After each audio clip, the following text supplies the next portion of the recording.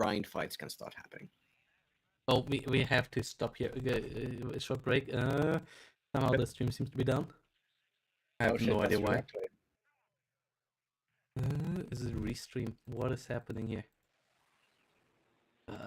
We had that yesterday as well. We were at 2 minutes in. Yeah, let me see. Are we live again? Yeah, now you're live.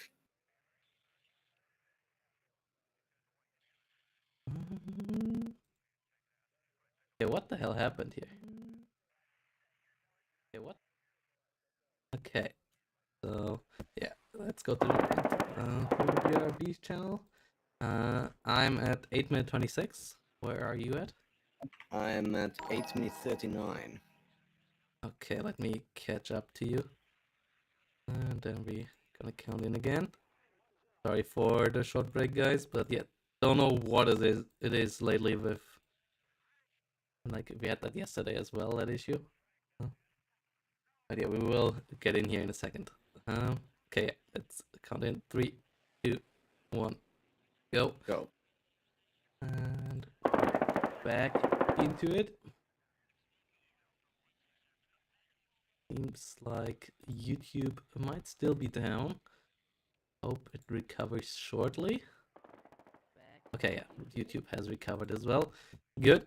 And yeah, we are in here with the Gazelles. What is interesting is also the Gazelle CV, which is a unit that we don't see that often. Like, CV helicopters have few advantages and a lot of issues in their survivability. So seeing the Gazelle CV here is an interesting choice. 542 defense for this map. But yeah, a really standard opener here by Stardeck with a lot of infantry going around. Double Eyehawk here, just rotating around, keeping the air defense up for whenever the planes may be starting to come around. But yeah, 42 defense with the Lynx helicopter with the tow missile on this side as the transport for the Milan 2s as well, which is an interesting choice as well.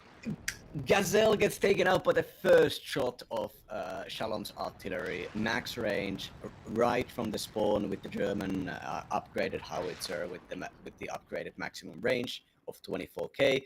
And I was thinking, why on earth buy 2 Gazelles? The point of the Gazelle is you go and you pick out the zone, and then you fly it away quickly, landing them especially in that position where it could be easily taken out.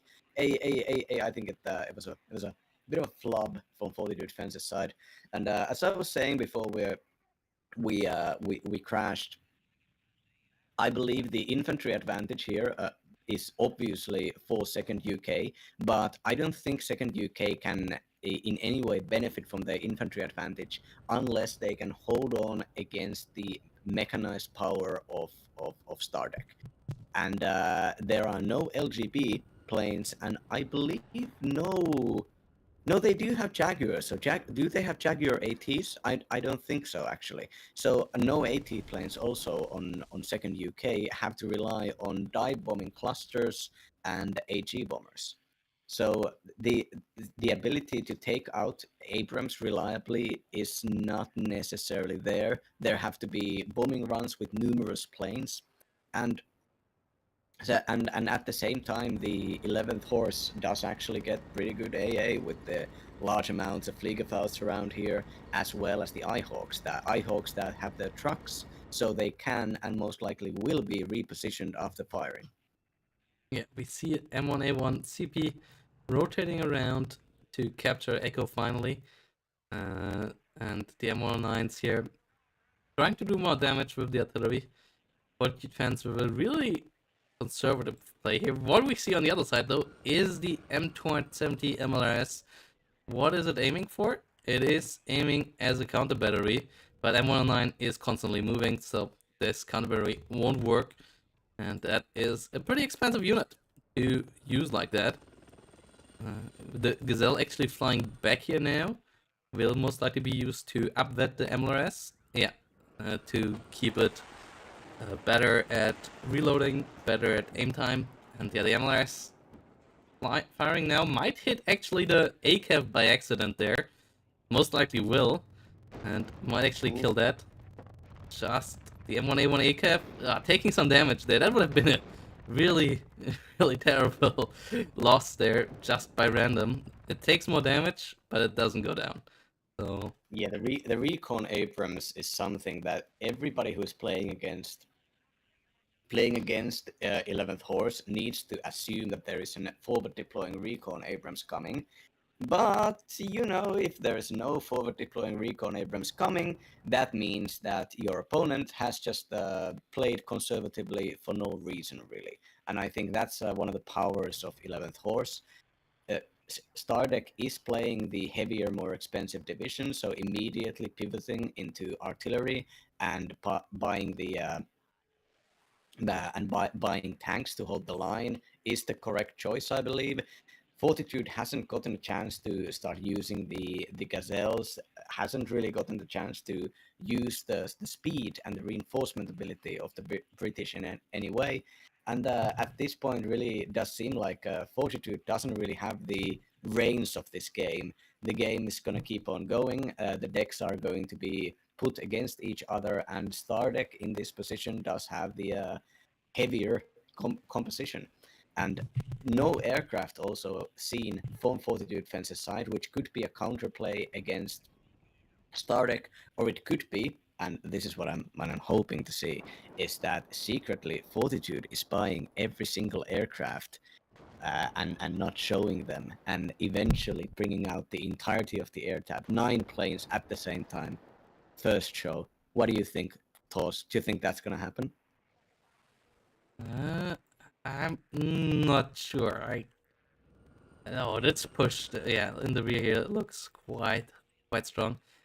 Yeah, actually tried to figure out what's wrong with the sound here because somebody on YouTube put it up in the same time as well. But yeah, it doesn't seem to be anything wrong on my end.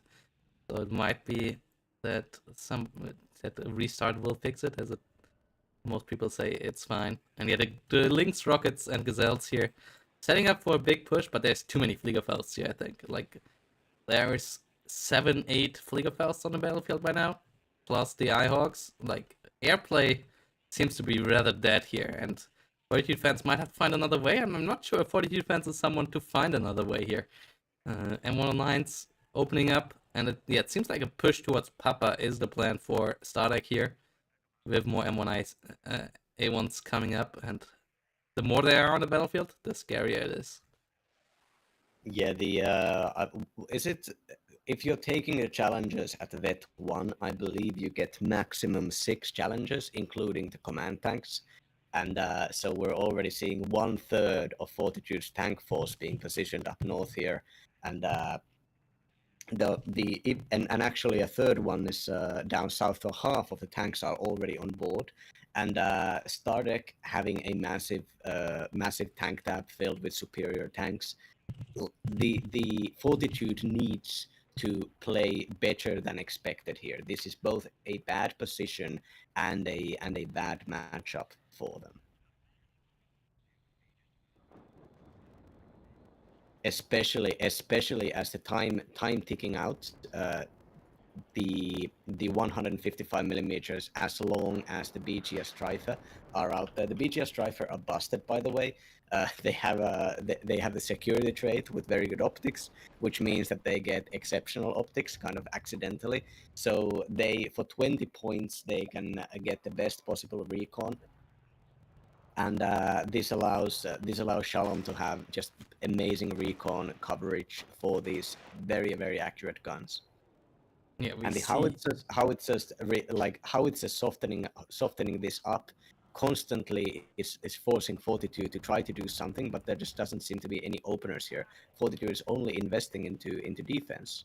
yeah, I mean, there's Fortitude nothing trying to counter battery the M109s again. I think that's the thing that he should stop doing. Stardeck keeps constantly moving with the M109s, and that's a waste of ammo and time with the M270.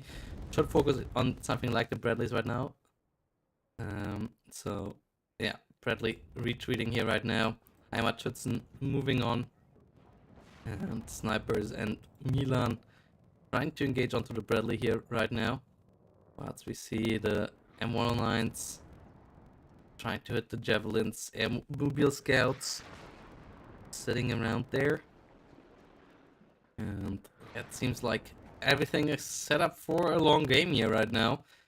And second UK can win there, but it is at a disadvantage the longer the game goes here, I believe.